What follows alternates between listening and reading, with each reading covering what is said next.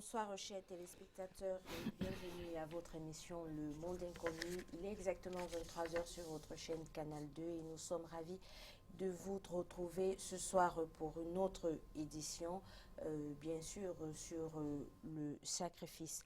Alors je suis accompagnée comme d'habitude du professeur Emmanuel Glipote qui est le concepteur de l'émission et à qui je vais laisser le soin de nous donner un peu plus d'éléments sur ce dont il sera question ce soir. Bonsoir professeur.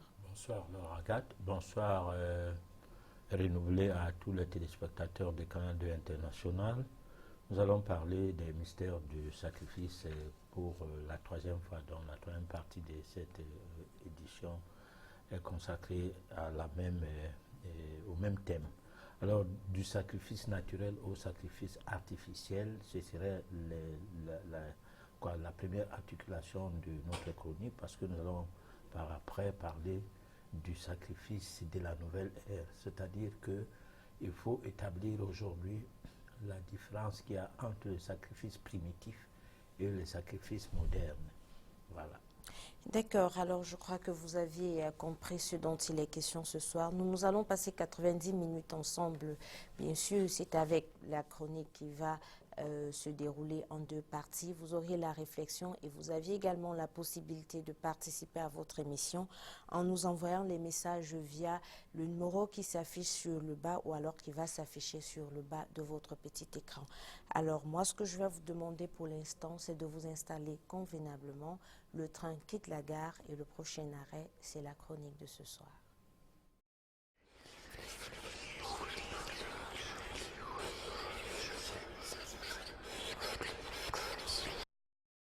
Les mystères du sacrifice, troisième partie. Du sacrifice naturel au sacrifice artificiel. Revenons sur le mot sacrifice pour y porter une autre réflexion. Nous devons quitter sa définition qui pour nous n'a qu'un sens primitif pour une définition plus ou moins moderne en vue de constater d'autres formes de définition de ce mot. Il s'agit de tenir compte des contextes allant d'une certaine époque à une autre. D'ailleurs, n'oublions pas qu'à l'origine, le terme sacrifice s'employait pour une grande variété d'actes. Avant, on sacrifiait une personne plus ou moins pour une divinité dans l'optique d'un rachat en quelque sorte ou pour une certaine circonstance religieuse ou non concernant une situation particulière. Aussi, on sacrifiait une bête dans le but de sauver ou d'empêcher la mort d'un malade. Il va sans dire qu'aujourd'hui encore, le sacrifice garde sa nature première, sauf que le poids de l'âge pesant sur lui a fait que les choses ont pris une autre connotation et la manière d'agir a finalement changé. L'accueil et l'hébergement comme acte généreux que l'on accordait à une tierce personne dans le but de lui rendre service, longtemps se traduisait en hospitalité. Un geste banal tel porter assistance à quelqu'un qui a perdu sa toiture lors du passage de l'ouragan, ou le fait d'offrir à manger à quelqu'un qui a faim, pour ne citer que ces deux cas. Par tradition, on dit de ce geste qu'il s'agit d'un genre de sacrifice, voire le sacrifice d'avoir le sens de l'hospitalité vraie. De l'hospitalité va naître l'hospitalisation, question de passer d'une simple assistance à autrui telle que citée ci-dessus, à une situation de total humanisme, l'assistance à personne en danger. Hier, ce geste avait une autre valeur dans les esprits, car il était philanthropique, intervention gratuite. Le sens que l'on portait à la valeur de sa vie personnelle faisait à ce que l'on rapporte le même sur tous les membres de la famille ou de la collectivité.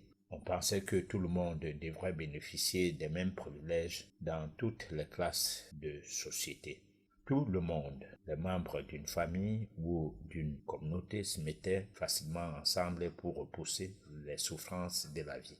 Cela avait créé un caractère qui obligeait à ce qu'ils penchent leurs réflexions sur les voies économiques, c'est-à-dire la satisfaction des besoins pour peu d'efforts. Au résultat, l'assistance à personne en danger était donc devenue le parachèvement de l'hospitalité vers les formes d'extrême sociabilité participative au point où l'intérêt de la collectivité de manière générale en valait la peine. C'est ce qui va donner naissance aux soins de santé globale non payants. Une véritable prise en charge sous le prisme de l'amour du prochain, totalement humanitaire. Un art primitif de sacrifice qui n'existe point de nos jours. Sacrifice naturel au sacrifice artificiel. Quelle différence faites-vous entre les deux concepts ou alors les deux éléments? Alors, quand une femme accouche, quand elle accepte déjà prendre la grossesse jusqu'à l'accouchement, et surtout si elle a eu trop de douleurs lors du premier accouchement, et qu'elle accepte encore prendre des bébés donc de grossesse, cela s'est traduit par le fait qu'elle s'est sacrifiée. Et là, c'est un phénomène naturel, malgré la douleur, malgré même les risques de mourir. Parce que en réalité, le naturel voudrait dire que on est tout proche de l'holocauste, c'est-à-dire le fait de se donner à fond pour la réussite de quelque chose qui va au-delà de ses intérêts personnels. Contrairement à l'autre femme qui n'aimerait non seulement pas à ce que sa poitrine s'affaisse, mais qu'elle prenne même de grossesse de peur de perdre ses formes. Parce qu'elle voudrait bien rester un bijou toute sa vie. Alors là, c'est le cas des sacrifices naturels, parce qu'on pourrait en citer comme ça beaucoup d'exemples, à côté des sacrifices artificiels. Alors, le sacrifice artificiel, ici, c'est des sacrifices où des gens meurent pour de l'argent. Par exemple, on peut prendre un cas où quelqu'un est aviateur. Et dans l'avion qu'il pilote, on le contacte. On lui propose des millions, c'est du moins des centaines de millions. Il se dit que bon, sa famille ne sera plus jamais pauvre. Ses enfants, tous auront de l'argent. Donc c'est mieux de concéder, du moins d'accepter la promesse, et va faire cracher l'avion. C'est vrai que ces derniers, c'est ce qu'il attend, mais c'est aussi vrai que l'amour qu'elle engage à l'égard de sa personne n'est qu'une situation d'intéressement, ce n'est pas une situation de désintéressé. Là, c'est un aspect artificiel du sacrifice. Dans le cadre des sacrifices, toujours, les peuples du monde entier ont toujours connu des sacrifices, mais une certaine classe dirigeante utilise des outils, disons, qu'on peut qualifier des outils de destruction massive, qui sacrifient des vies humaines à partir des usines qui constituent même la base de la fabrication de ces outils, jusqu'au point où ces outils auront une activité destructive à mener. Donc là, jusqu'où on va les conduire. Alors là, ce n'est pas le sacrifice de genre qu'on faisait dans l'ancien temps, où primitivement on pouvait prendre 2 personnes pour accompagner le roi dans sa tombe, bien qu'étant vivantes, que ce soit des femmes ou que ce soit des esclaves. C'est pas la même chose. C'est pas la même chose aussi à l'époque où les églises ou les religions utilisaient les vies humaines pour glorifier leur divinité, du moins une certaine divinité. Alors donc, j'essaie d'établir l'artificialité d'un sacrifice à partir du moment où l'acte est intéressé par rapport à ce qu'on ferait, et ce que ferait d'une mère de tomber dans le feu pour sauver son enfant ou son mari, par exemple. Alors, professeur, du point de vue métaphysique, est-ce que le sacrifice artificiel qui serait un sacrifice intéressé serait donc, je vais dire quoi, quelque chose qui pourrait nous aider à rendre nos âmes pures ou alors à nous élever spirituellement? Est-ce que ce serait, si on peut le dire ainsi, de bons sacrifices? Non. Si par exemple quelqu'un n'est pas né pour faire le service militaire et qu'il le fasse, parce que j'entends pas quelqu'un né pour faire le service militaire, c'est quelqu'un dont le don et la vocation vont de pair dans le cadre de ce que sa vie peut bien avoir, ou son existence peut avoir enregistré comme vibration sur ce point précis. Donc vous allez être un bon militaire, tout comme quelqu'un qui n'est pas né pour être médecin, mais qui le devient parce que le chômage voulant, ou bien parce que ses parents sont trop malades et que à partir de la classe de terminale, son père décide qu'il fasse la médecine. Ou un autre, depuis le bas âge, est toujours maladif. Il y a même des problèmes des yeux, des problèmes des dents et tous ces problèmes-là. On soigne n'importe comment, ça ne marche pas. Jusqu'à l'université, comme si ses parents l'amenaient à comprendre que, comme tu es trop fragile, fais au moins médecine pour arriver à des fins nécessaires. Alors là, c'est un tas de sacrifices parce que d'abord, pour payer la scolarité de l'enfant, on s'est sacrifié. On peut bien faire autre chose avec parce que d'autres peuples l'ont compris et n'envoient pas forcément les enfants à l'école comme tous les autres peuples. Et les enfants ne sont pas à l'abri des besoins, mais ne sont pas pour autant des chômeurs comme ceux qui ont mis tout leur argent sur leurs enfants pour qu'ils puissent devenir des gens, comme si sans l'école on n'est rien. Bon, alors donc à partir de là, c'est un sacrifice. Bon, à côté de ces sacrifices, il y a autre chose. C'est que vous faites une médecine, cette fois-là, qui ne change rien sur votre état. Vous arrivez en faculté, vous trouvez que vos professeurs de médecine, en ophtalmologie, ont des binocles. Vous-même, vous y entrez avec les binocles, finalement, parce que tous les soins qu'on essaie de mener, rien. Alors, vous vous installez au quartier pour soigner des gens les yeux, parce que c'est votre spécialité. Alors, c'est que vous vous êtes sacrifié. Pourquoi? Parce que vous n'atteignez pas un objectif nécessaire. Par contre, si vous soignez les gens par le biais du don, de temps en temps, le don, la vocation, vous dérobez des cancans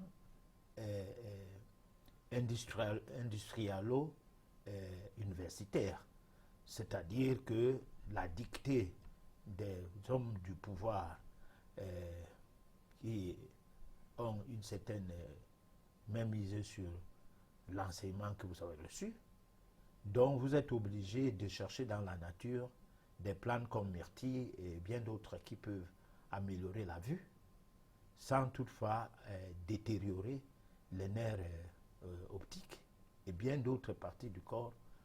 Alors, vous allez donc arriver à composer vous-même vos produits et les donner aux malades. Peut-être clandestinement, pour ne pas dire officiellement, mais dans le but de vous sacrifier à ces malades ayant constaté, c'est-à-dire aux causes de ces malades, je veux dire, ayant constaté vous-même que grâce à ces recherches qui vous sont propres, vous êtes arrivé à couvrir votre vue. Sans aller crier sur les toits, parce que vous savez que certaines dons protègent le métier que vous faites, et que le fait d'appartenir à un ordre ne vous permet pas de critiquer quoi que ce soit, de faire d'être éjecté. Alors, résultat, qu'est-ce qui va se passer? Ce qui va se passer, c'est que parce que vous aviez le don, vous faites ce que tout le monde fait, mais vous ne faites pas ça par rapport à tout le monde. Donc, vous aviez un bon sacrifice en ces temps-là, vous n'avez pas le mauvais. Parce que le mauvais sacrifice, c'est quoi? C'est ce qui ne donne pas le résultat et on ne cherche pas à savoir si ce qu'on fait est bon. On se contente du fait que c'est tout le monde qui fait comme ça.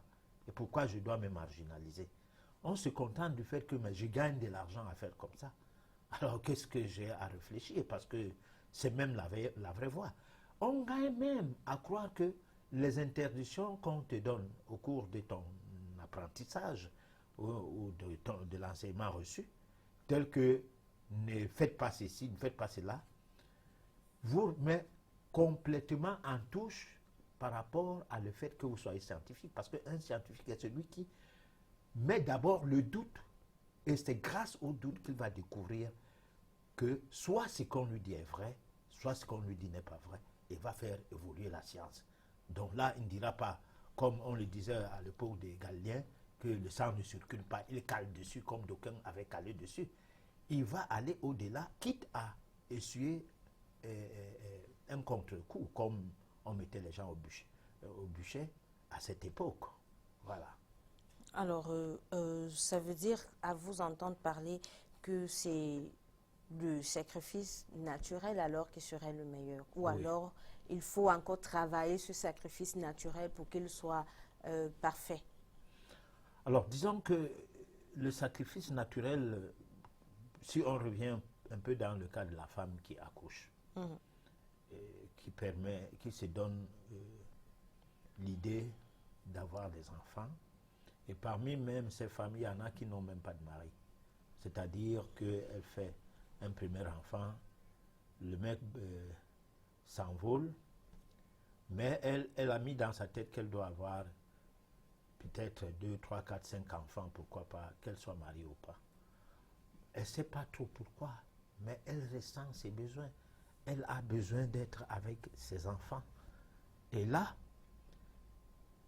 c'est un phénomène naturel, malgré les difficultés qu'elle a avec des mauvaises encadrement, assistance ou bien prise en charge, ou de temps en temps, on lui fait peur, on lui propose des césariennes quand bien même elle n'est pas en travail et tout. Tout ça, elle essaie de surmonter toutes ces difficultés, elle fait ses enfants. Alors là, c'est le bon sacrifice. Surtout que non seulement elle fait les enfants, elle ne les abandonne pas, elle est avec et elle prend tout son temps pour ces enfants-là. Elle a fait l'école, elle n'a pas du travail, elle fait des beignets, ou bien elle va au marché et tout pour payer la scolarité de ses enfants, jusqu'à ce que les enfants grandissent. Elle est toujours en train de travailler. Elle aurait dû faire comme d'autres filles, dire que je me fais belle et puis je me mets dans la posture du premier venu pourvu qu'il soit nanti. Elle ne l'a pas fait. Là, moi, je pense que métaphysiquement, son travail et son sacrifice a un sens. Voilà. Alors, professeur, le sacrifice naturel dont vous parlez serait-il différent de l'instinct maternel?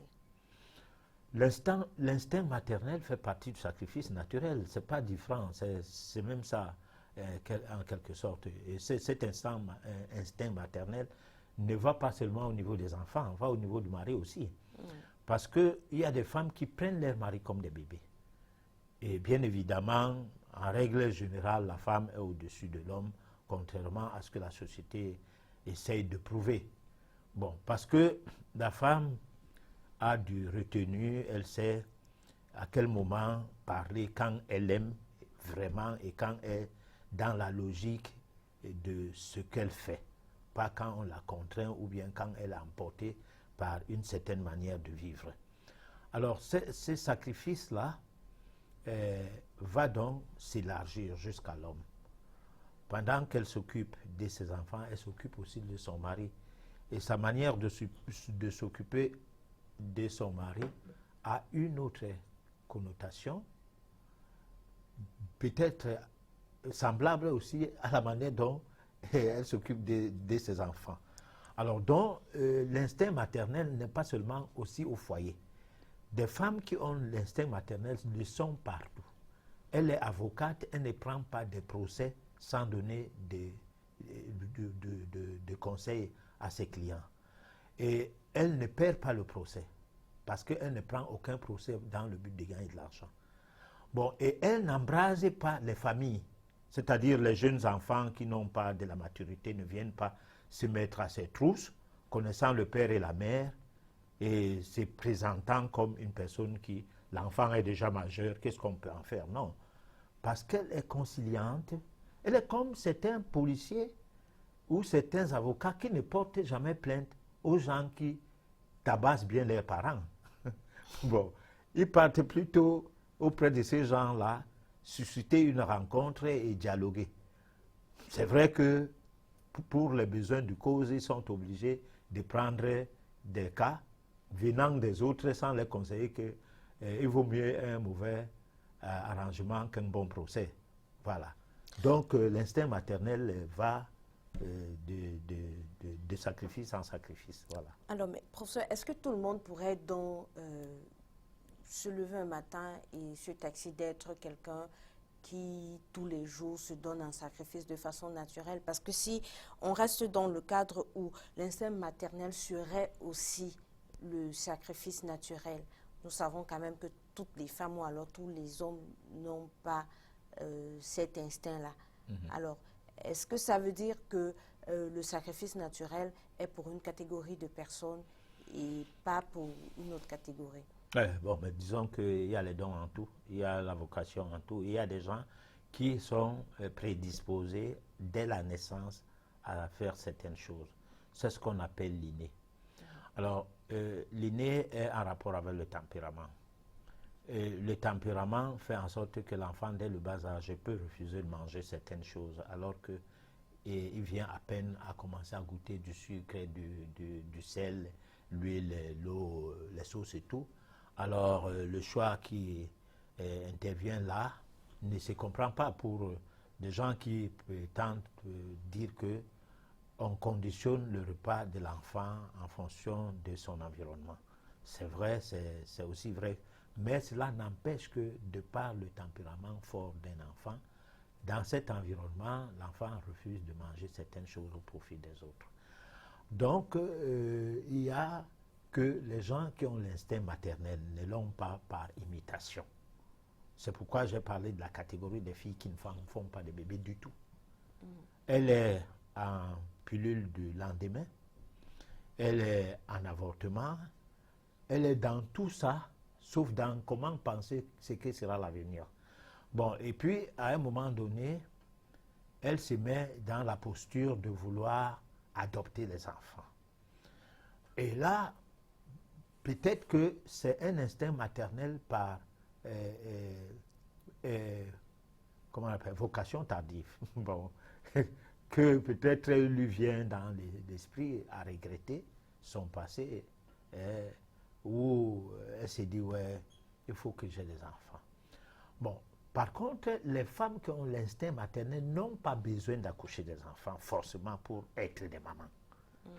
Elles sont des mamans partout et en tout lieu. Parce qu'en fait, l'instinct maternel, c'est un atout féminin. Ce n'est pas... C'est vrai qu'il y a des hommes qui ont cet instinct-là. C'est-à-dire quand sa femme divorce, il reste avec des enfants, il devient la mère poule. Donc, il lave ses enfants, il dort avec, il part les chercher à l'école, il revient.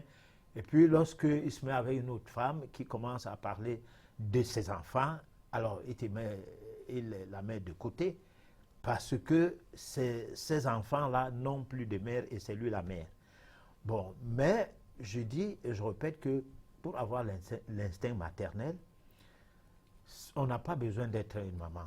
Parce qu'il ne faut pas que les femmes qui nous suivent et qui n'ont pas des enfants pensent qu'on est en train de dire que c'est seulement les femmes qui ont des enfants, puisque je dis même les hommes ont l'instinct maternel.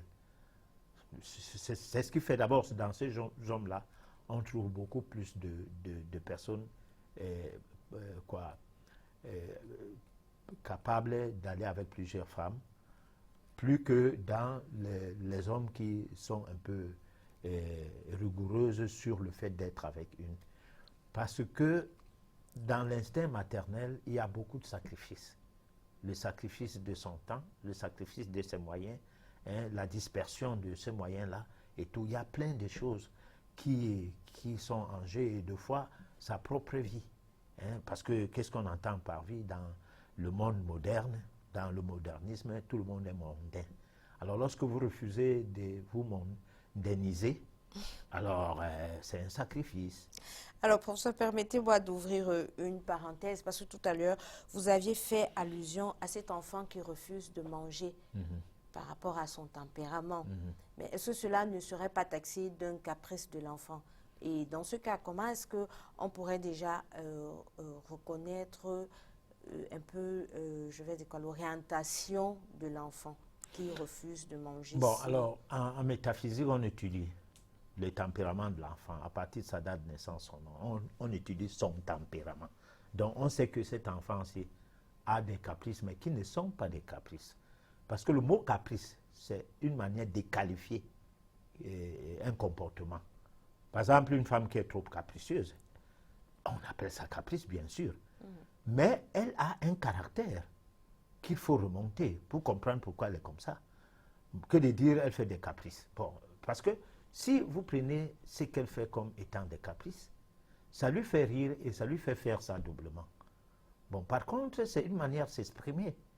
Donc, il faut étudier la chose à la base pour savoir à la naissance de l'enfant, par rapport au nom qu'on lui donne et par rapport à sa destinée, quel serait son tempérament. Alors, à partir de là, vous savez que cette personne n'aime pas manger, ou mange peu, ou gloutonne. Alors là, tu comprendras que ce n'est pas la peine de forcer à ce qu'elle mange, parce qu'elle ne va pas manger. Bon, ou elle est sélective. Ce n'est pas la peine de l'amener à manger tout. Vous vous amenez plutôt à observer qu'est-ce qu'elle aime manger et voir si ce qu'elle aime manger peut l'amener à avoir une vie équilibrée. Parce qu'il faut dire une chose, nous l'avons tout le temps eu à le déplorer ici, ce n'est pas tout ce qu'on aime manger qui est bon à manger. Parce qu'on doit manger ce qui digère et ce qui ne surcharge pas l'organisme. Parce que c'est le fait de surcharger l'organisme qui produit des déchets et c'est ces déchets-là qui rentrent dans la circulation sanguine et qui fait partie du soubassement des cellules, ce qu'on appelle le système immoral. Alors lorsque ce système-là est sérieusement endommagé par ces déchets, l'évolution de l'enfant se perturbe d'ailleurs, même sur le plan intellectuel, même sur le plan physique et même psychique. Ça veut dire que vous pouvez avoir un enfant, il est bon à l'école. Il a toutes les bonnes notes, il est premier de la classe et tout. Mais c'est un vaut-rien dans la vie. Pourquoi? Parce qu'on s'est comporté à lui donner plutôt des choses qui travaillent son cerveau. L'amener à coraniser facilement, sans le savoir, parce que ça fait partie de son tempérament. Bon, il y a des aspects métaphysiques qu'il faut bien étudier pour savoir si le génie, comme nous dit souvent que l'enfant à 11 ans a le baccalauréat, est un génie vraiment. Parce que c'est dans l'avenir qu'on saura si avoir eu le bac à cet âge-là valait la peine. Parce qu'il ne faut pas devenir une caisse à résonance où tout ce qu'on comme un magnétophone, tout ce qu'on te met dedans, tu ramasses. Et puis après, où est ta part qui soit propre à toi? Parce que je vois souvent les parents se contenter de ce genre d'enfants, viennent à la télé, à la radio, faire la publicité de l'école. Parce qu'en fait, ce n'est pas la publicité de les enfants, mais c'est la publicité d'un système. Qui, en fait, si on déplace cet enfant de ce système-là, où on ne lui donne pas des choses à réciter, et qu'il faille qu'il raisonne, alors il ne pourra plus s'en sortir. Voilà. Donc, il ne faut pas se leurrer dessus parce que les gens disent, ouais, si c'était mon enfant. Mais ton enfant est comme il est, et contente-toi comme ça. Laisse l'autre, tu ne sais pas qu'est-ce qu'il deviendra demain. Moi, je n'ai jamais vu ces jeunes-là créer quelque chose dans le monde. Ils sont seulement des gens qui reprennent ce qui avait déjà été fait. Alors, professeur, on va revenir un peu sur la chronique parce que vous parlez avec insistance de l'hospitalité qui devient hospitalisation. Alors, quel est le lien que vous faites entre cette hospitalité qui apparemment existait à une certaine époque avec le sacrifice? Oui, le sacrifice naturel. Naturel. Justement, je reviens sur le sacrifice naturel alors. Le sacrifice naturel voudrait que quand tu manges, que tu penses à ce que d'autres gens mangent.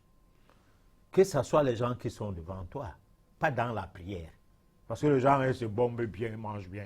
Il a le repas tous les jours, mais avant de manger, il met les mains sur la nourriture, en rêvant comment il a escroqué les gens avant qu'on prépare cette nourriture. Ils viennent se faire voir devant les gens en disant Seigneur Jésus-Christ, fais en sorte que les mains qu'on fait cette nourriture soient bénies et que ce que nous mangeons, Dieu permette à ce que d'autres gens qui n'ont pas à manger puissent aussi trouver à manger comme nous.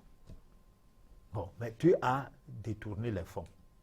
Ça a affamé une grande catégorie de gens. Tu as refusé de payer les salaires. Ça a affamé ceux même qui travaillent, ceux avec qui tu travailles.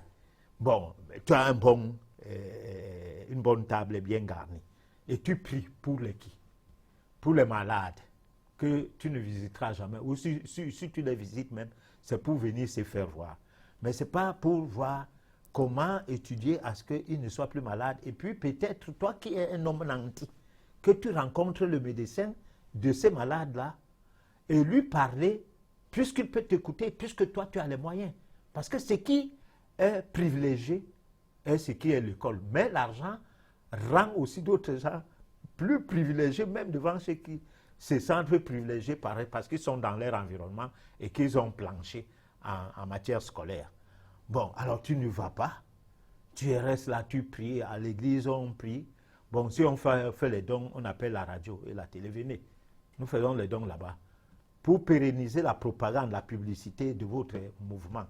Alors, résultat, est-ce que exactement on se sacrifie? Non.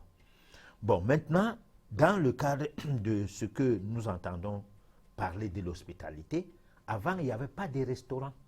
Pourquoi? Parce que tout le monde mangeait. Pourquoi tout le monde mangeait? Parce que même celui qui n'avait pas à manger avait à manger par le biais du fait qu'il est des passages, les gens mangent, on l'appelle manger. S'il est rassasié, il sait qu'il est rassasié. Il ne va pas rester là pour manger alors qu'il a quelque part à aller.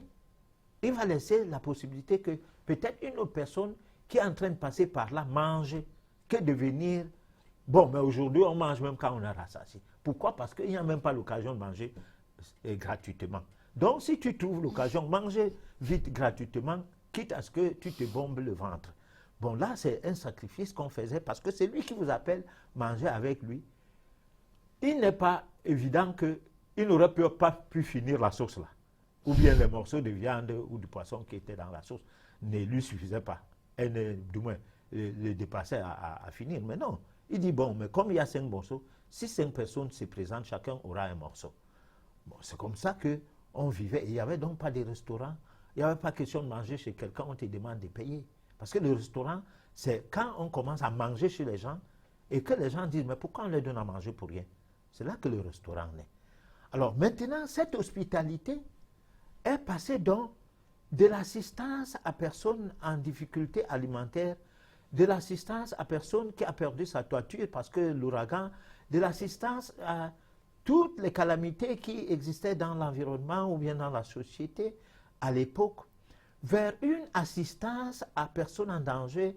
Peut-être l'arbre est tombé sur la personne, peut-être un animal féroce, une panthère était passée par là, tout le monde se met ensemble pour tuer la panthère.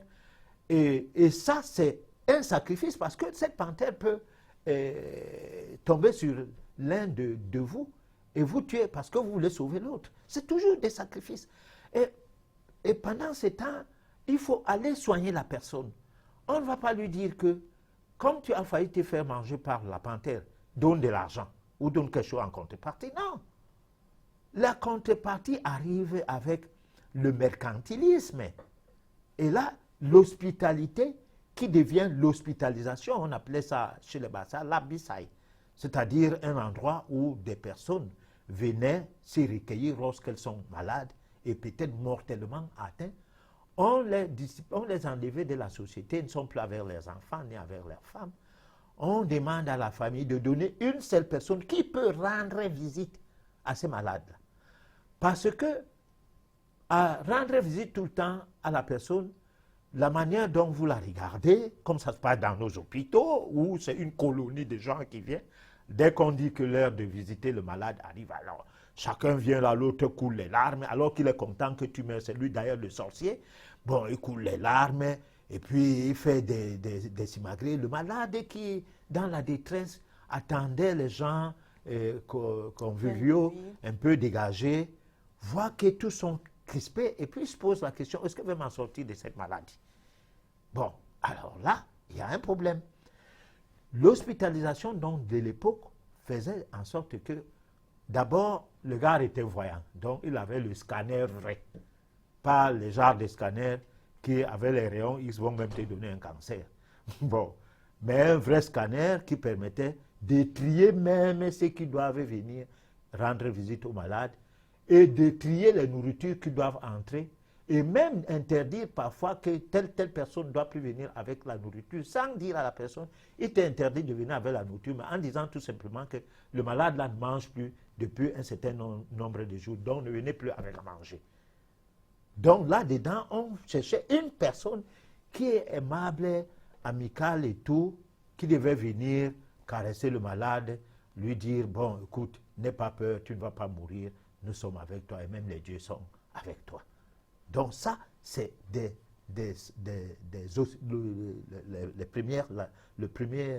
premières méthodes d'hospitalisation que les hôpitaux classiques ont imitées, qu'on essaie de fermer les entrées aujourd'hui, mais on doit aussi laisser les gens entrer pour voir la parure, que cela représente les salles, hein, que l'équipement des gros appareils qui ne sont là que pour le faire semblant, hein, installés, on appelle ça laboratoire et tout. Bon, les gens rentrent très fiers que bon, le malade est bien suivi. Pendant ce temps, il est venu en marchant de ses pieds. Maintenant, il s'enfonce, il n'arrive même plus à marcher, c'est la morgue qui l'attend. Voilà.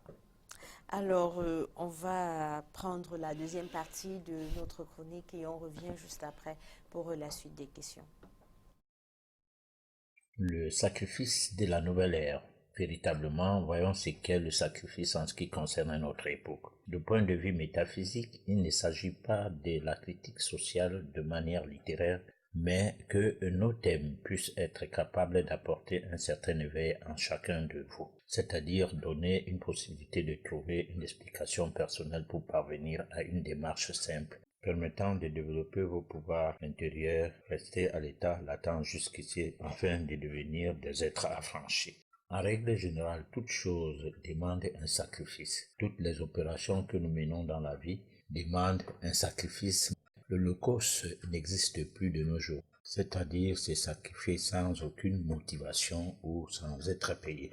Le système de l'hôpitalisation de l'époque chez les Bantous, par exemple, était l'accueil qui s'appelait l'abbaye ou hôpital. Le malade dans un abbaye ne payait rien, ni nourriture, ni hébergement, ni les frais alloués aux soins reçus. Rien de tout cela n'était monnayé. Le sacrifice existait comme s'il n'en était rien. Justement, on se sentait à tous les niveaux lié à une obligation ou à un même devoir, celui de faire un geste d'hospitalité le plus naturellement possible, pas plus. Dans la recherche des ingrédients de la vie à travers le sol et le sous-sol de partout dans le monde, de nos jours, il y a tout genre de cérémonies occultes indescriptibles. Certaines personnes de certains pays, se passant pour des prédateurs pour leur enrichissement personnel, exploitent toute la planète à leur fin. Il est vrai que les retombées de leurs actes macabres profitent en passant leurs citoyens. Mais comment? Ils sont prêts à tout, sacrifier les leurs dans leurs guerres qui ne finissent jamais, partant d'un continent à un autre. Ici, le sacrifice de vie prend plusieurs contours. Les soldats qui sont des enfants des autres ou les recrutés venant des autres pays. Ils mettent en danger les populations des pays à exploiter leur sol et sous-sol, parfois avec des gros mensonges dans les médias. Mais au cours des siècles à venir, les moyens de contacter des mauvaises forces négatives occultes du passé vont se détourner. Ainsi, les adeptes de l'occulte aux techniques et secrets positifs vont devenir de plus en plus nombreux. Alors nous sommes de retour sur le plateau du Monde Inconnu. C'était là la deuxième partie de notre chronique. Alors pour ça, vous parlez du sacrifice de la nouvelle ère. De quoi s'agit-il exactement? Alors, le sacrifice de la nouvelle ère, c'est un sacrifice d'abord politique. C'est-à-dire, il y a une politique mondiale qui voudrait que on crée des chartes, on crée des codes noirs, les chartes de l'impérialisme. Et cela pour atteindre un but. Celui-là c'est le but d'une hégémonie. L'hégémonie en question a pour socle l'exploitation de l'homme par l'homme. On exploite d'abord les hommes par catégorie, ceux de l'entourage de ces clans hégémoniques qui forment un lobby étant un noyau. Ils constituent donc une force. Et cette force va aller dans le sens à créer une communauté, le genre de communauté internationale, avec un instrument qu'on peut appeler l'ONU ou qu'on peut appeler quoi. On peut appeler l'OA ou quoi. On va donner le nom à cette communauté. Et puis maintenant, on peut décider que il nous manque de l'argent, il faut aller dans quel coin du monde, tuer les gens là-bas, prendre les biens et vendre. On le fait. On reste comme ça, on dit il nous faut des esclaves. On part attraper les gens, ils viennent travailler à la terre, l'argent sort, on ne les donne rien. De bon, on les nourrit, on les vertue, on les héberge. Les enfants issus de leur mariage, parce que c'est eux qui les marient, ils prennent les femmes aussi esclaves et ils leur donnent. Et l'enfant qui sort de là, comme nous faisons avec les chèvres et les moutons et même les poules, et même les chats et même les chiens, hein, tu prends un chat, tu prends une chatte quelque part d'autre, et là vous les mettez là, après vous vendez les chatons. La même chose avec les chiens, les chèvres et tout ça, les moutons, on appelle ça l'élevage. Donc on faisait l'élevage des hommes à une certaine période de l'esclavage. Et puis on revendait le produit de l'élevage dont les enfants issus des esclaves étaient vendus ailleurs. Ça produisait de l'argent. C'est les mêmes gens, les héritiers de ces gens-là qui ont le monde. Donc ils sacrifient toujours et toujours les gens. On a fait semblant que les choses se sont modernisées.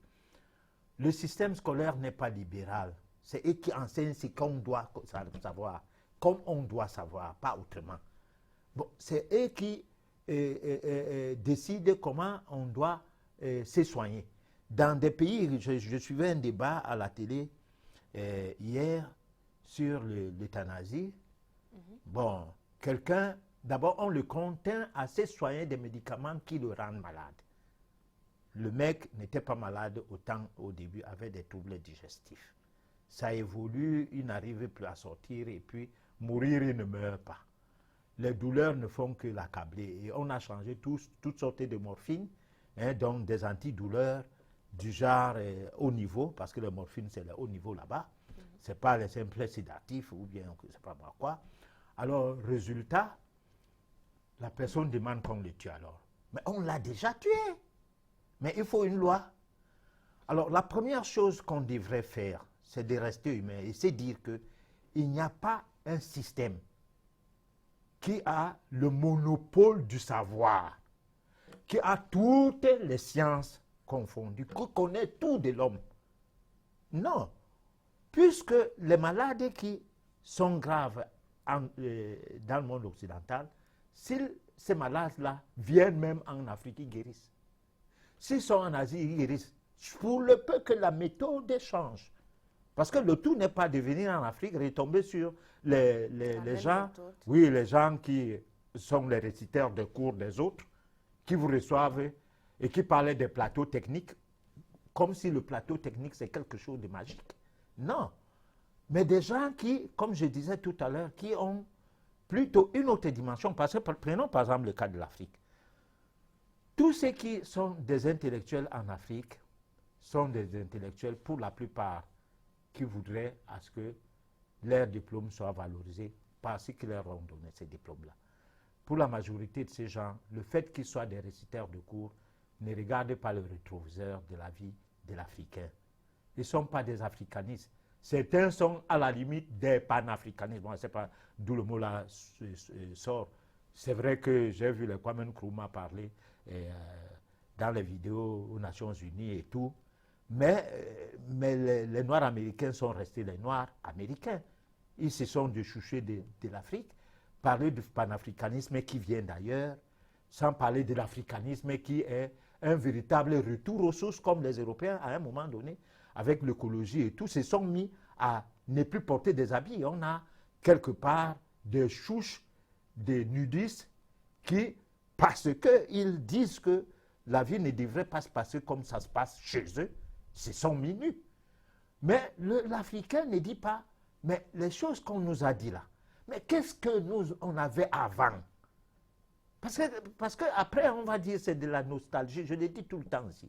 Mais est-ce que nous, avant, n'existions pas, avant, notre existence arrive telle avec l'arrivée des personnes qui ne sont pas venues pour notre amitié. Hein? Ils ne sont pas venus nous faire de l'amitié.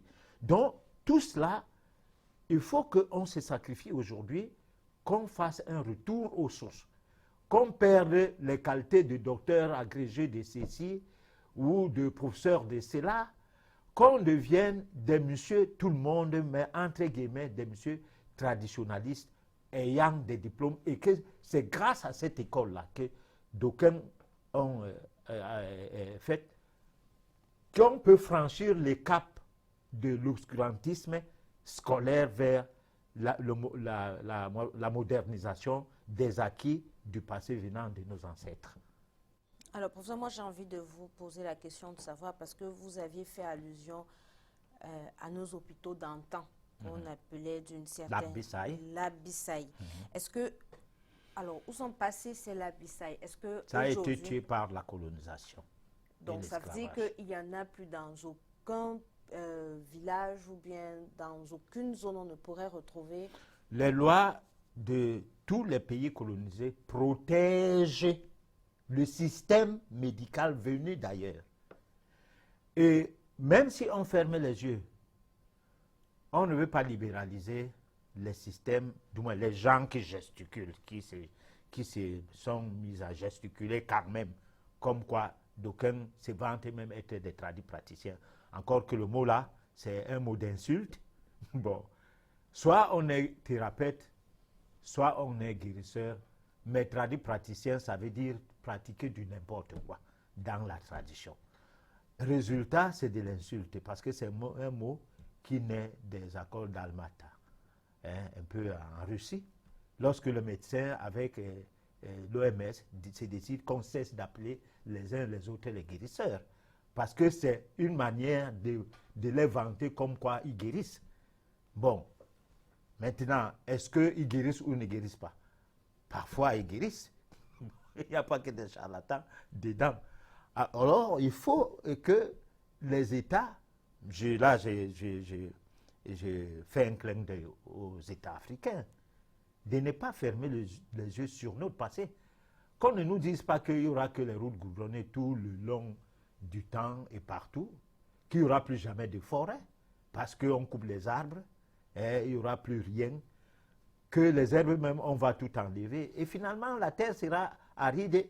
Et là, attendez-vous que la fin du monde arrive, parce que s'il n'y a pas quelque peu à faire des réserves, soit dans le domaine de la végétation, donc question de faune et de flore, les arbres, les cours d'eau et tout, hein, pour les espèces protégées dans tous les sens, et que l'homme, lui, ne soit pas l'espèce protégée, il soit à la merci des prédateurs, de l'esclavage, de la colonisation et de la néocolonisation. Moi, je me dis, voilà, c'est que l'homme, lui, n'a plus de nécessité d'exister. Et pourquoi donc nous vouloir parmi un ensemble de gens qui nous gèrent? Voilà. Alors, pour ce, quelle différence faites-vous entre... je suppose que si on parle aujourd'hui de sacrifice de la nouvelle ère, ça veut dire qu'il y aura le sacrifice primitif. D'ailleurs, vous avez fait allusion à la première partie de la chronique. Alors, quelle différence faites-vous entre le sacrifice primitif et le sacrifice de la nouvelle ère? Alors, le sacrifice primitif, c'est celui-là qu'on tue les bêtes pour soigner. Et que les religions sont venues dire que quelqu'un est mort pour nous sauver et il s'est sacrifié pour nous. Donc, ne tuons plus des bêtes. Quand tu es malade, soit tu pars à l'hôpital du colon qui est venu avec cette religion-là. Donc, blanc, bonnet, bonnet, blanc. Donc, quelque chose qui pérennise l'autre côté que, bon, si vous n'êtes pas chez moi pour prier Jésus, allez au moins dans mes instruments que je suis venu avec. Donc, mais n'allez pas dans vos choses. Bon, alors, ça c'est le sacrifice primitif donc qui voudrait que peut-être on tue les bêtes. Hein? Mais on peut aller au-delà du sacrifice primitif où vous pouvez faire des guérisons à distance sur des bases et des méthodes occultes qui sont dans le registre de l'occultisme métaphysique. C'est-à-dire qu'il y a des techniques qui voudraient que l'opérateur ait une vie saine, donc que l'opérateur ait une manière d'étrier tout ce que... Son alimentation. Oui, ait une manière de se comporter entre les désirs et les besoins. Parce que ça commence par là, pas seulement l'alimentation, parce que ce serait limite. Donc, il sait pourquoi il est en activité sexuelle et pourquoi il ne doit pas se mettre en activité sexuelle pendant une période. Donc, il sait pourquoi jeûner, pourquoi manger. Il sait qu'est-ce qu'il faut manger à telle période ou qu'est-ce qu'il ne faut pas manger quand il faut manger lorsqu'il ne faut pas jeûner. Bon, alors donc, il y a toute cette connaissance-là qui lui donne maintenant des atouts d'avoir un fluide magnétique, vibratoire, qu'on peut téléguider, hein, qu'on peut envoyer à distance. Parce que sur le plan métaphysique, il n'existe pas d'espace ni de temps. C'est-à-dire que tu penses à une personne, les vibrations atteignent déjà la personne là.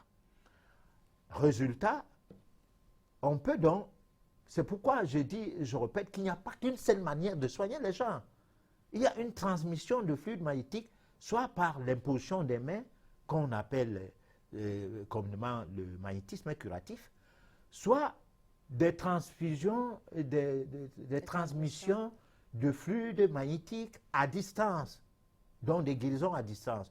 On les établit en disant, bon, à partir de telle heure de la nuit, bon, supposant que vous connaissez aussi à quelle heure la personne qui reçoit cette transmission fluidique, vibratoire, est du repos. Et encore que vous l'avertissez pour qu'elle soit réceptive. Alors, vous faites donc, vous mettez donc en posture après avoir fait tout ce qui est indiqué à faire, et puis vous faites une transmission de ce fluide-là par le contrôle de votre pensée et en relation avec votre être intérieur dans le cœur pendant une bonne période. Au même moment, de l'autre côté, que ce soit au Japon, que ce soit en Amérique du Sud ou en Amérique du Nord, centrale et tout, la personne va recevoir son traitement en bonne et due forme. Ça ne sera pas de la télémédecine qu'on utilise des outils informatiques aujourd'hui pour opérer ou pour faire quoi. Et après, on n'est pas allé à la base de la maladie. Parce que la meilleure manière de soigner la maladie, c'est de considérer la maladie comme étant un désordre, hein, qui soit métabolique, soit fonctionnel, un certain désordre dans l'organisme dont il faut restituer l'ordre, l'harmonie. Et là, le malade guérit. Mais professeur, rassurez-nous, ces méthodes de transmission à distance d'énergie, de vibration et tout ce qui va avec, rassurez-nous, ça ne fait pas partie de la magie noire. Non, mais puisque vous ne faites pas des pratiques, si vous allumez une bougie, c'est juste pour votre concentration, parce que peut-être vous avez besoin d'un support. Hein? C'est comme des gens, ils n'ont pas de bague, ils n'ont pas de collier pour se protéger, hein? Ils n'ont même pas de chevalière, ils n'ont rien pour se protéger, parce qu'ils se protègent par l'harmonisation de soi, de son aura, à travers le besoin de développer progressivement les pouvoirs en soi qui sont à l'état latent, qui doivent se réveiller, donc acquérir un certain éveil spirituel. Voilà. Alors, mais professeur, revenons un peu sur le sacrifice de la nouvelle ère. Vous aviez tantôt parlé de l'esclavage et puis après qui s'est modernisé. Alors, est-ce qu'aujourd'hui, on peut encore parler de ce sacrifice, de ce type de sacrifice-là actuellement? Mais nous sommes des sacrifiés. Si vous travaillez chez quelqu'un, vous payez le salaire, c'est lui qui décide. Et vous, vous devez faire son travail. Et puis, vous n'avez pas le droit de rechigner parce qu'il y a, par exemple, le minimum vitae dans d'autres pays. Et dans certains pays, les grilles de salaire n'existent même pas. Vous discutez avec le patron, mais vous discutez sans le concours de l'inspecteur du travail, ni du syndicat. Bon, donc, vous êtes en position de faiblesse, puisque vous avez besoin de gagner de l'argent. C'est ce qui fait aujourd'hui que les gens ne travaillent pas pour être utiles au travail, mais plutôt pour avoir le salaire. Parce qu'il n'y a rien qui soit sérieux, ni ceux qui embauchent, ni ceux qui se font embaucher. Bon, donc, c'est un esclavage où l'esclave joue quand même au petit malin, n'étant pas logé, nourri, soigné, comme l'esclave avant, habillé même éduqué. Bon, ces enfants ne sont pas éduqués parce que l'esclave d'avant avait au moins où dormir, avait un traitement, était habillé, était nourri, quand bien on ne lui donnait pas le salaire. Aujourd'hui, le salaire ne tient compte à rien. C'est-à-dire, ça ne peut pas vous loger au même moment que vous habillez, que vous nourrir, que vous donnez l'occasion de garder un mari ou une femme, ou que de vous donner l'occasion d'éduquer vos enfants sur le plan matériel, les envoyer à l'école et tout. Ça ne vous donne rien, c'est quelque chose d'arrêté comme ça. Les logements ne sont pas en fonction des critères de la loi. C'est une jungle où les plus nantis écrasent les moins nantis. C'est les moins nantis qui se sacrifient pour les plus nantis. Et ça rejoint un peu ce que dit Apocalypse, qu'on prendra des pauvres pour ajouter aux riches, pour qu'ils deviennent plus riches. Bon, donc vous voyez quelqu'un qui n'a même pas acheté les terrains, qui a arraché les terrains, qui a construit, qui a un faux titre foncier, mais qui fait louer des espaces qui ne valent pas le prix du loyer. Rien n'est fait. Donc il y a dans la société moderne la modernisation de l'esclavage à un point très élevé, qui fait en sorte qu'aujourd'hui, quelqu'un ne peut pas avoir un bon cœur. On ne peut pas avoir de l'amour, cet amour du prochain que les églises qui sont favorables aux riches ne cessent de prôner, sans toutefois tirer les oreilles des riches en leur disant « cessez d'exploiter cette classe que vous avez appauvrie ». Alors, mais professeur, moi, j'aimerais savoir un peu. Vous aviez parlé tout à l'heure des sacrifices des animaux pour se soigner. Là, c'est tout le sacrifice primitif. Là. Primitif. Maintenant, vous avez parlé de la transmission des énergies, même à distance. C'est toujours dans le cadre du sacrifice primitif. Oui, puisque vous ne faites rien de bon, vous vous privez sexuellement, vous buvez pas n'importe quoi, vous mangez pas n'importe comment, parfois même vous gênez. Voilà, pour condenser suffisamment d'énergie et pour pouvoir les propulser. Alors, est-ce qu'aujourd'hui, je sous-entends que le sacrifice des animaux, on continue à le faire? Parce que là, on a l'habitude d'entendre parler. Mais maintenant, le sacrifice, la transmission des flux, est-ce qu'actuellement, on trouve des personnes dans le monde, ou peut-être, et pourquoi pas au Cameroun, qui auraient ces méthodes de traitement? Alors, c'est trop compliqué parce qu'on va commencer à me dire, toi-même, tu fais ça. C'est trop compliqué, ça ne donne pas à manger. Ah, d'accord. D'abord, parce que c'est le sacrifice, vous allez crever de faim. À soigner les gens à distance sans que ces gens-là ne payent, sans qu'ils ne soient reconnaissants. Parce que au cours de cette série d'éditions concernant le sacrifice dans cette émission, nous avons dit que la meilleure manière d'aider les gens, c'est d'aider sans savoir s'ils ont guéri ou pas. Mais sachant qu'on a mis en marche toute l'énergie, tout ce qu'il faut qu'ils guérissent. Donc on est convaincu qu'on a travaillé pour qu'ils guérissent. Donc n'attendez pas que par derrière, quelqu'un vienne vous dire merci. Bon, ce serait anti-mystique, anti-métaphysique. Et ce ne serait pas spirituel dans le sens positif. Parce que vous n'avez pas fait un acte désintéressé. Alors là, à partir de là, il y a un problème. Bon, maintenant, la chair que nous avons a de l'emprise sur nous. C'est ce que nous avons parlé du corps physique. Ses besoins.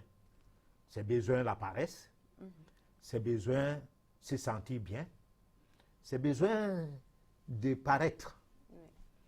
Voudrais que tu te poses des questions. Quand je vais engager à soigner les gens à distance, je vais payer le loyer. Moi, je loue ou je travaille. À partir du moment où tu penses comme ça une seule fois, ne fais plus. Mais si tu dis que je soigne les gens à distance, je m'en fous même si d'ailleurs rien ne va arriver. Ça, c'est un exemple. Ton loyer sera payé tout le temps. D'ailleurs, tu auras une maison qui te sera donnée gratuitement. Je le sais, mais je n'arrive pas à le faire. Oui, mais parce que ça, c'est les grandes décisions métaphysiques qu'il faut prendre lorsqu'on a la connaissance qui peut amener à ce qu'on prenne des décisions comme ça. Il faut les prendre. Mais il y a comme s'il s'installait en nous le doute. Et le doute, c'est ça qui a été même l'une des choses que Jésus a prouvé qu'il n'était qu'un être humain. Parce que lorsqu'il dit que la coupe qui s'amène là, Père, si tu vois que elle est de moi, c'est-à-dire que c'est vraiment pour moi, donne-moi la force pour pouvoir l'affronter. Bon, ça veut dire quoi? Ça veut dire qu'à un moment donné, la chair avait prédominé sur la personne christique même de Jésus. Parce que c'est passé la transfiguration où il se retrouve avec 3 de ses apôtres. Alors pendant qu'il prie, parce que ses jours sont comptés et il le ressent, ses apôtres dorment. Bon. Et il les tape.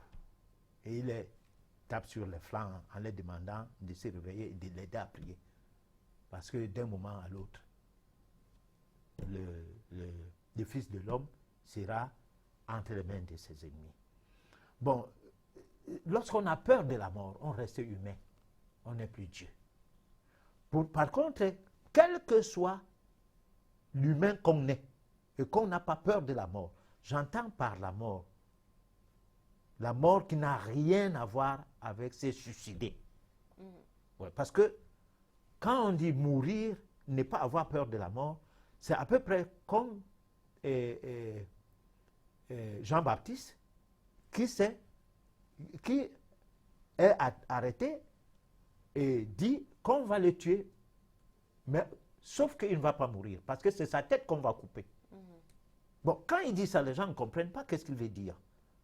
Bon, donc lui, il n'avait pas peur de mourir, parce que Jean-Baptiste était d'une autre dimension. D'ailleurs, Jésus dit, à l'intérêt de Jean-Baptiste, lorsque ses apôtres l'embêtaient trop avec l'histoire de est-ce que c'est toi Jean-Baptiste ou c'est toi Élie, parlant de la réincarnation ou quoi, c'est pas moi. Alors, il a dit une chose, que de tous les hommes qui sont nés sur la terre, il n'y a pas de plus grand que Jean-Baptiste. Alors, lui, Jean-Baptiste, n'avait pas eu peur de la mort. Il a dit, on va couper sa tête, mais il ne va pas mourir. Par contre, Jésus, à un pas de la mort, a commencé à se poser des questions sur sa divinité. Bon, donc, je voulais dire quoi?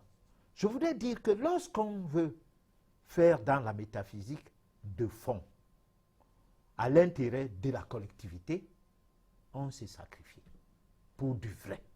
Et là, c'est le sacrifice non seulement naturel, mais spirituel et même divin.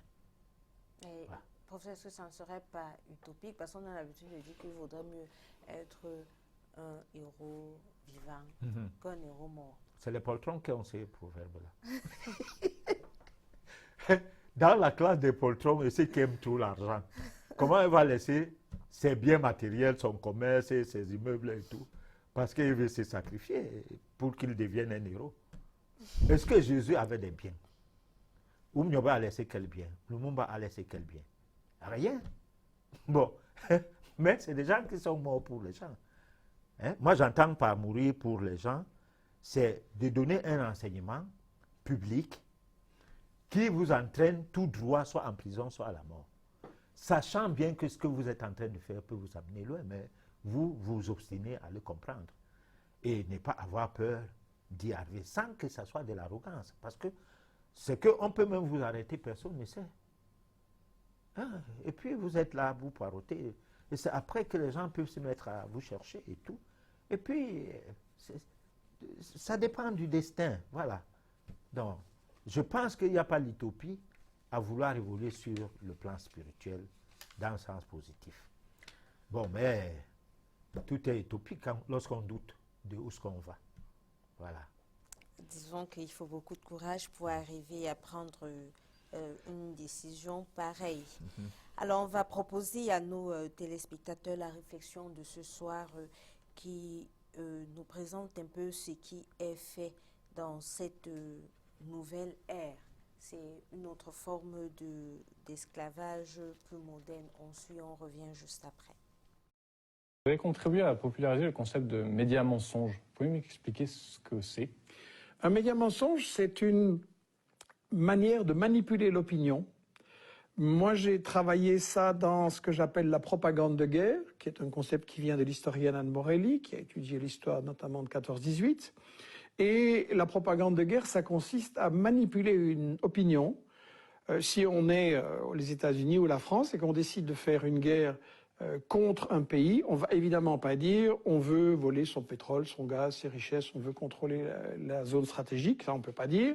Et donc on va dire que on vient pour la démocratie, pour protéger les minorités, pour émanciper les femmes, contre le terrorisme. Ça, c'est le prétexte parfait, parce que s'il n'y a pas des terroristes quelque part, on en amène quelques-uns et le prétexte est tout trouvé.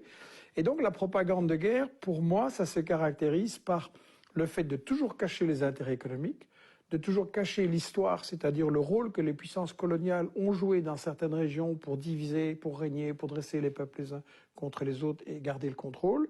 Ça se caractérise par démoniser l'adversaire, c'est-à-dire présenter des images de préférence qui le montrent comme un monstre, comme un grand danger, etc. Inverser l'agresseur et l'agressé. Meilleur exemple, Israël et la Palestine. On n'arrête pas de nous dire que les Palestiniens attaquent Israël. C'est quand même curieux. Israël les a chassés de leur pays, donc c'est lui l'agresseur. Et le cinquième principe de la propagande de guerre, c'est monopoliser le débat, c'est-à-dire empêcher... Vous savez, quand il y a une guerre, il y a toujours forcément au moins deux avis. Et donc, un spectateur devrait entendre les deux avis pour se faire son opinion. Et nous, à la télé, on a un seul avis. Il n'y a pas de débat contradictoire. Il faut toujours être pour la guerre. C'est patriotique, c'est humanitaire. Et donc voilà, ces 5 principes de la propagande de guerre, c'est ça qui est derrière ce que j'ai appelé le média mensonge. Je ne veux pas dire par là que les journalistes sont tous pourris. Je veux dire que le système des médias auquel nous sommes soumis en France, en Belgique, aux États-Unis, c'est un système qui, comme le disaient Herman et Chomsky dans ce livre « Fabriquer un consentement » que nous avons réédité là, et qui, à mon avis, le livre qui explique le mieux les problèmes des médias en Occident, il disait, voilà, les médias ne sont pas là pour informer le public, mais pour lui faire accepter les décisions, les choix, les stratégies des gouvernements. D'accord. Est-ce que vous pouvez me donner d'ailleurs un exemple? Est-ce que la Libye... La Libye est tout à fait un exemple. J'en ai dans mes livres donné des exemples tout plein. Et il y a une chose qu'il faut remarquer, c'est que aucun des journalistes de ces journaux télévisés, de ces grandes émissions d'information, aucun de ces médias n'a accepté un débat contradictoire sur les exemples que je donnais de médias mensonges. Dans le cas de la Libye, on nous a dit que Kadhafi faisait bombarder, mitrailler la population qui manifestait, qu'il y avait 6 000, 10 000 morts, tous les jours les chiffres gonflaient. Et en réalité, c'était une invention complète. Et l'ancien ambassadeur de France, des représentants d'Amnesty, pas du tout favorables à Kadhafi, ont dit que non, ça ne s'était absolument pas passé, c'était un total fake news. Et donc maintenant, tous les professionnels le savent que ça ne s'est pas passé et personne ne le dit au public. Personne ne dit « on vous a manipulé, on vous a embarqué pour approuver la guerre de Sarko » alors que il y avait un problème, il y avait des affrontements limités, des morts des deux côtés. Et tout ça pouvait et devait se résoudre par la négociation. Et ça a été refusé parce que le but n'était pas d'aider les populations. Le but de Sarko, Juppé, Hillary Clinton, etc., était de faire main basse sur l'argent, sur le pétrole de Kadhafi, sur ses réserves en argent, un pays qui n'était pas endetté, c'est extrêmement rare, qu'on ne pouvait pas faire chanter, et un pays qui servait de banquier alternatif, de FMI alternatif pour les pays africains qui voulaient échapper au chantage justement du FMI, de la Banque mondiale, des multinationales, et qui leur faisait un développement. Donc on a vraiment tué un peu un sponsor de l'Afrique en l'assassinant, ce qui était le plan depuis le début. Donc la campagne de Libye, c'est vraiment un festival de fake news. Et la grande question, c'est pourquoi les journalistes qui ont fait ça refusent qu'on en débatte et qu'on en discute maintenant. Pourquoi il faut tourner la page et oublier ce qui s'est passé, alors que les résultats sont catastrophiques. On nous avait dit on va apporter la démocratie, c'est quand même rigolo. En Libye, maintenant, vous avez 2 ou 3 ou 4 gouvernements, vous avez la chasse aux Noirs, la chasse aux immigrés, la chasse aux femmes, vous avez de l'esclavage, c'est un foyer de terrorisme. Donc c'est catastrophique l'intervention de l'Occident.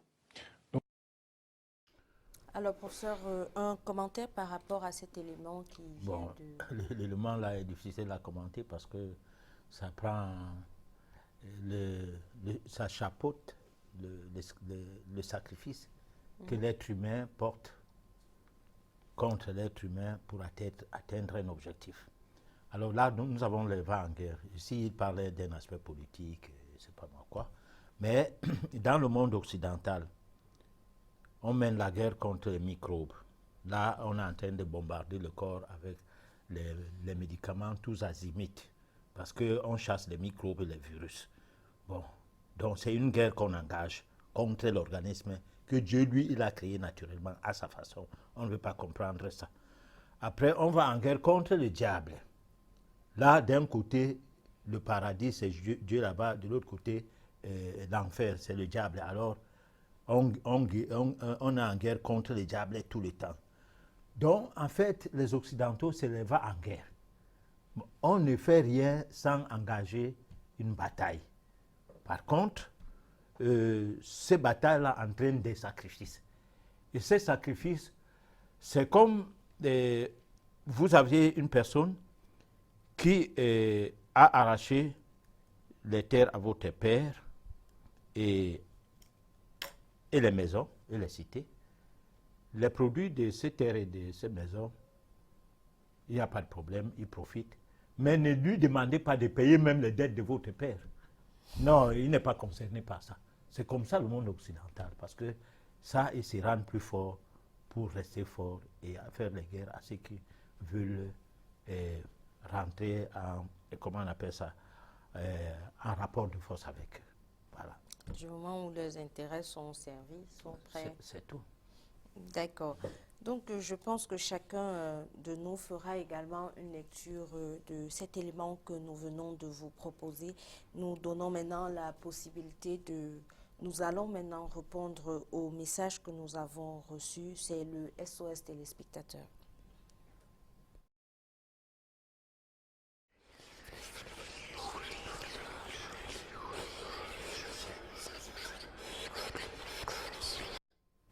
Alors, peut-on sacrifier un animal pour le Très-Haut? Le message n'est pas signé. Alors, le Très-Haut, c'est qui? C'est Dieu.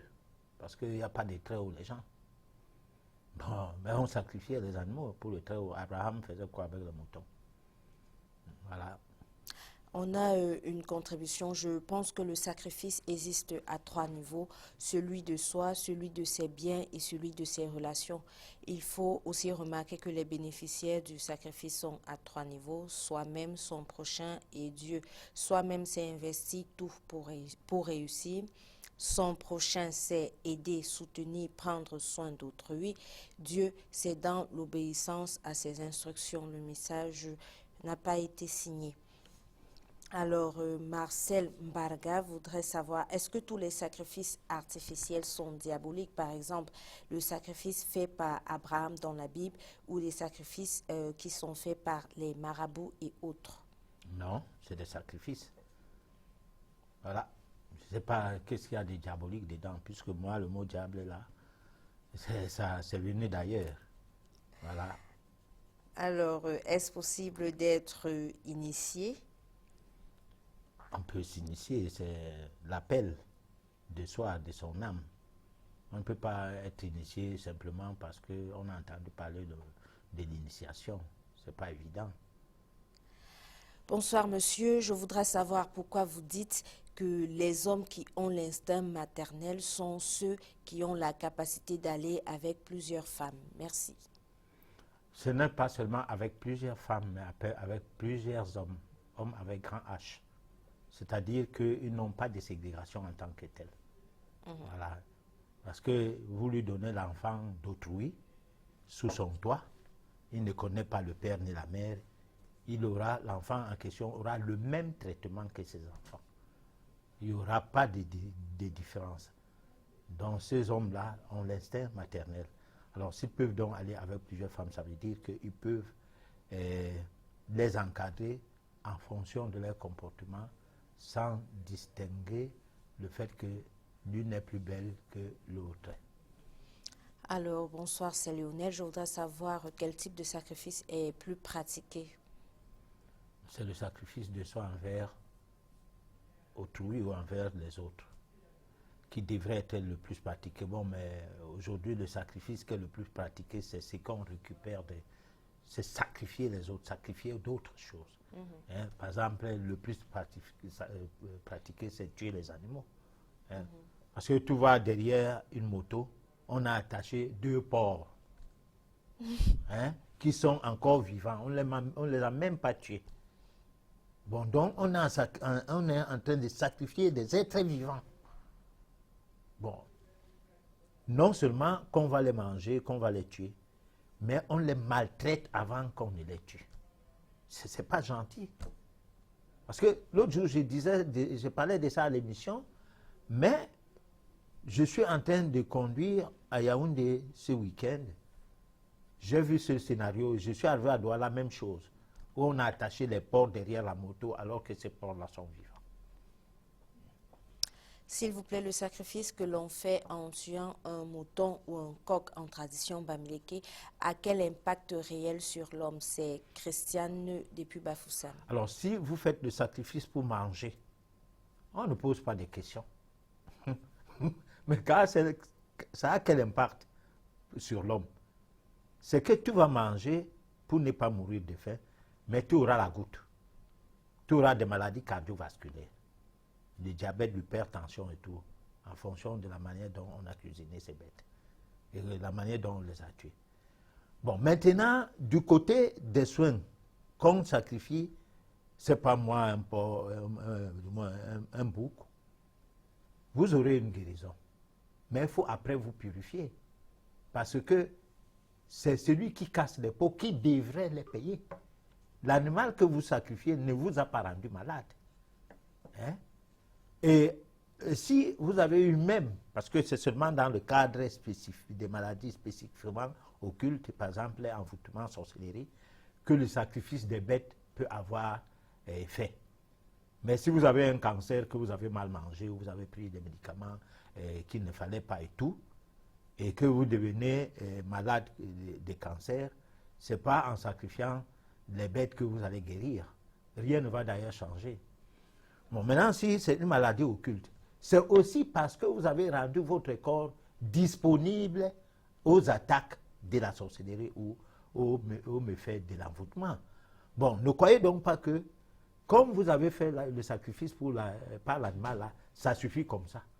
Non, il faut que vous meniez une autre vie, comme pour demander pardon d'abord de ce que vous avez fait comme dégâts qui a fait à ce que les portes soient ouvertes pour que la sorcellerie vous atteigne, et dans le même temps, demander pardon pour le sang de l'animal versé qui ne vous a rien fait. Alors, monsieur Enome Ngolé de Bonabéry, voilà, je crois que je n'ai pas écorché le nom du monsieur, voudrait savoir si le sacrifice nous ouvre les portes vers des sources d'énergie variées. Oui, qu'elles soient positives ou négatives, mais le plus souvent, c'est des sources d'énergie. S'il vous plaît, que fait-on lorsqu'on passe les nuits à manger dans les rêves? Bon, ça, je crois qu'il va rentrer à YouTube. Et s'il vous plaît, nous ne prenons pas des appels à l'antenne parce que cela ne nous permet pas de lire les messages que vous nous avez envoyés. Alors, il y a Maïva qui voudrait savoir ce que signifie le fait que son bébé rejette les œufs sur toutes ses formes. Alors, il faut qu'elle change de la façon de lui donner les œufs. D'abord, ne pas lui donner les œufs non fécondés, c'est-à-dire les œufs dont la poule n'a pas bénéficié du rapport avec son mari, le coq, d'une part. D'autre part, il faut les cuisiner autrement. Bon, sur toutes les formes, ça ne veut pas dire que les œufs sont cuisinés sous forme de sauce à base de céréales. Les formes, ça peut être l'œuf dur ou l'œuf frit, omelette et tout. Bon, peut-être ces formes-là ne l'intéressent pas. Mais si on assaisonne ça aux farines de maïs, de soja, condimenté par des condiments verts hachés, tomates, ail, oignons et tout, bon, on peut essayer pour voir. Si ça ne va pas, c'est que l'enfant là a quelque chose sur les œufs qui lui rappelle ses vies antérieures. Voilà. Parce que peut-être qu'on l'avait empoisonné à partir de l'œuf avant qu'il ne meure et que dans le retour, elle est en train de voir ces œufs-là sont passés là. D'accord. Voilà. Alors, quel sacrifice peut-on faire lorsqu'on rêve mal toutes les nuits? Alors, lorsqu'on rêve mal toutes les nuits, le premier sacrifice, c'est qu'on ne dort plus sur le lit sur lequel on rêve mal. On cherche une natte ou un petit matelas. On arrange ça à un endroit, on dort encore pendant un temps pour voir si on aura les mêmes rêves. Comme ça, la prochaine fois, si on a les mêmes rêves, qu'on nous signale encore, on va trouver une autre solution. D'accord. Alors, quelle est la meilleure façon, d'après vous, dans le monde de guérir et de se faire guérir? La meilleure façon, c'est la façon initiatique qui va dans le sens du respect des lois de la nature et qui permet, dans ce sens-là, ça va d'abord vers la recherche de la cause de la maladie. Parce que ce qui embête souvent, c'est qu'on ne sait même pas de quoi qu'on souffre, mais on commence à soigner. Donc on a une migraine. Et allez, on donne les antalgiques ou les anti-inflammatoires. Comme ça, cache. Bon, mais moi, quand quelqu'un vient me dire qu'il a les maux de tête chroniques, je lui donne un petit produit qui nettoie son côlon la nuit là. Le lendemain, il n'y a plus rien. Jusqu'à un mois, un an, il n'y a plus rien tant que le côlon ne va pas se ressalir. Donc, il y a des bases de traitement qui devraient se faire sur le fait de chercher la cause du mal. Qu'est-ce qui fait que j'ai toujours les maux de tête? Ça, c'est le malade d'abord qui doit se poser cette question avant d'aller voir un thérapeute. Parce que si quelqu'un a faim, moi je n'ai pas mangé depuis le matin, hier, je n'ai pas eu de malades ou des clients, comme on parle souvent, comme on dit souvent. Et toi, tu entres là, tu commences à me dire tes choses et des maux de tête. Mon frère, je te donne une poudre rapidement et puis tu me donnes de l'argent.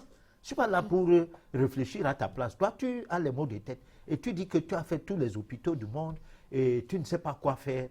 Et tu viens, mais attends, si je suis un escroc, je dis même que c'est quelqu'un au village qui veut te finir. Bon, l'argent tombe et puis les gens mangent même 2 jours avec ton argent parce que toi, tu ne sais pas que tu es constipé.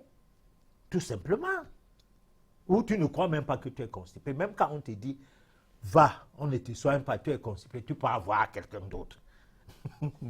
C'est terrible.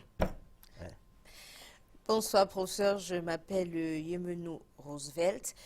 J'aime vos bonnes paroles, surtout que vous utilisez la parole sainte et la vie du Christ. Mais pourquoi utilisez-vous toujours votre intelligence personnelle pour convaincre et pas l'esprit du Dieu créateur? Parce que le Dieu créateur, que lui, il détient le secret. Il lui a dit qu'il m'a tourné le dos, c'est pourquoi il sait ça. Pendant ce temps, moi, je crois que je suis avec le Dieu créateur. Donc, je ne sais pas. Encore que moi, je ne suis pas créationniste. Je suis évolutionniste. Je ne sais pas donc dans quel registre mettre sa question pour mieux la répondre. D'accord. Alors, bonsoir. Quand le prof dit que le Christ a peur de la mort et que A eu Jean peur de la mort. a eu peur de Oui, la mort oui, bon, mais je corrige son message. et que Jean-Baptiste Ne l'ait pas ne l'ait vu. vu, qu'est-ce qu'il veut démontrer? je vais démontrer que Jésus a dit que Jean-Baptiste, de tous les hommes que lui, Jésus, a connus sur la terre, Jean-Baptiste fut le plus grand. Bon, ça veut dire que quand on ne doute plus, on a un niveau d'évolution plus élevé que ceux qui doutent encore. Parce que c'est le doute qui est notre... Nous avons deux phénomènes qui nous embêtent pour notre évolution, tant spirituelle qu'autre. Le doute et l'ignorance. Alors, si nous pouvons vaincre l'ignorance, on va vaincre le doute. Ou si on peut vaincre le doute, sans doute on va vaincre l'ignorance. Bonsoir, prof. L'ange rejeté qui gênait l'enfer et le népotisme sur terre, c'est l'argent. Comment sortir de là? Existe-t-il un sacrifice universel d'un seul pour tous? Ouais. C'est de considérer que ces choses, on les laisse quand on meurt. Et qu'on les retrouve quand on revient. Donc, on va toujours les retrouver en fonction de comment on a vécu l'autre vie. Si vous l'avez vécu mal, la vie future, vous pouvez être le plus pauvre des pauvres. Parce que les gens qui ont beaucoup d'argent aujourd'hui et qui utilisent cet argent dans de mauvaises conditions ou qui les ont eu dans de mauvaises conditions doivent s'attendre qu'après la mort, qu'ils renaissent et se retrouvent dans une précarité totale, que cela ne les étonne pas. C'est pourquoi d'ailleurs beaucoup sont religieux, comme l'ami qui venait de faire le message de Dieu là maintenant, qui lui a fait le message en lui disant que moi je ne crois pas en Dieu peut-être. C'est pourquoi je parlais de certaines choses qui ne sont pas du Créateur. C'est que si on dit aux gens qu'ils réincarnent, ils vont changer leurs habitudes. Mais le fait de dire aux gens qu'ils doivent prier pour gagner le paradis après la mort.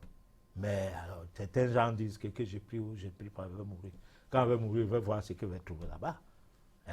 Par contre, on a devant nous des créatures qui sont là, des mendiants, et on ne se pose pas la question que comment Dieu est amour et qu'il y ait des êtres pareils. D'autres sont infirmes. Des enfants naissent dans des hôpitaux, dans la précarité totale, à côté des autres enfants qui sont dans l'abondance dès la naissance. Alors, quelle est la différence que Dieu fait de ces créatures-là, où toi tu viens au monde avec des voitures qu'on a déposées dehors ton père, qui est même un père coupable parce que marié à quelqu'un d'autre, mais avec ta mère, et lui achète la voiture à ta naissance, simplement pour lui faire un cadeau, et c'est dans cette voiture que toi tu vas vivre, dans tes voyages et tout. Pendant ce temps, l'autre, son père fait des efforts même pour préparer la layette, il n'arrive pas. Et l'enfant mange n'importe comment, la maman a à peine de la nourriture. Qu'est-ce que cet enfant a fait à Dieu? Parce que les apôtres de Jésus avaient demandé un jour à Jésus que, mais attends, celui-là il est né bossu et bu-borne en même temps. Mais il a péché quand? Pour mériter ces sorts-là. Voilà. Alors, professeur, nous sommes arrivés à la fin de notre émission. Un dernier mot pour nos téléspectateurs. Alors, le dernier mot, c'est que les sacrifices, je crois que ce que nous, on a pu donner comme contribution, c'est une manière d'attirer l'attention des uns et des autres sur le fait que nous sommes permanemment en situation de sacrifice. Soit on nous sacrifie, soit nous sacrifions les gens. Bon, maintenant, faisons dans les sacrifices bénéfiques, qui voudrait que c'est nous qui devons nous sacrifier de nous-mêmes.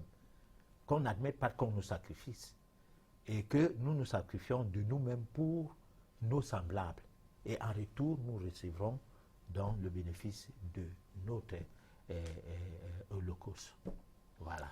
Il faut surtout noter qu'il vaudrait mieux faire ce sacrifice de façon naturelle, sans aucune... Sans forcer, sans s'attendre à aucun intérêt. Oui, sans s'attendre à quelque chose en retour. Nous avions été nombreux, nous avions été ravis, de vous avoir aussi nombreux parce que les messages, on n'a même pas pu lire la moitié. Mais rassurez-vous, nous allons faire le nécessaire pour que vous ayez des réponses d'ici la fin de la semaine. Alors, on se donne rendez-vous mardi prochain lorsqu'il sera 23h sur votre chaîne Canal 2. Ça sera pour un autre thème, pour un autre sujet. D'ici là, je vous souhaite de vous porter en excellente santé. Bonsoir.